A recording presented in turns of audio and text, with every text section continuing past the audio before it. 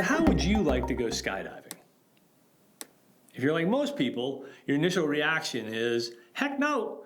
And the other phrase that you usually hear is, why would I jump out of a perfectly good airplane? Ha, ha, ha. And the answer is because it's a lot of fun.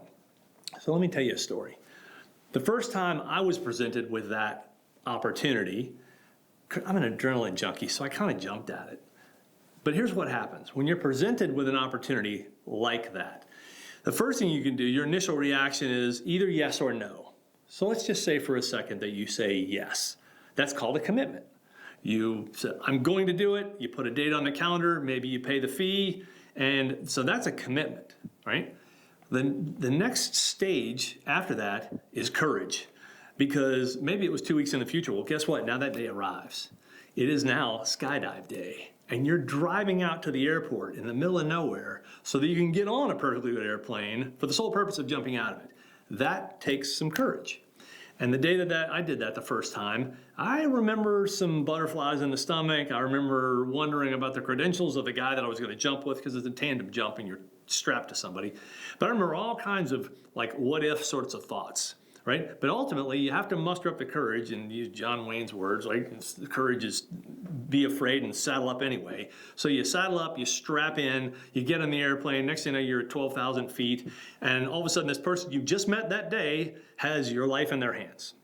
Well, then you do it, right? Well, obviously it worked because I'm still here. So now you jump out, free fall's amazing, under canopy's amazing, you hit the ground and you kiss the ground. And now guess what happens? Now you have a new capability. So commitment, courage, capability, guess what? I'm now a skydiver. Now I'm confident about making the next commitment. And what I've just described for you is what Dan Sullivan calls the 4 C's formula. Well, the 4 C's formula is always at work.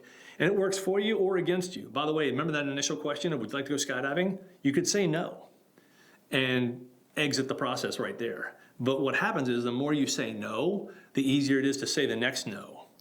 But when you say yes, it becomes easier to say the next yes, because that cycle constantly reinforces itself. You make the commitment, you don't know how to do it. Just say yes first, and then figure out the how. Find the courage, strap in, do the thing, because that leads to a new capability that then leads to greater confidence that makes it easier to make the next commitment. So pay attention to this cycle, and when you're presented with a new opportunity, say yes first, then figure out the how.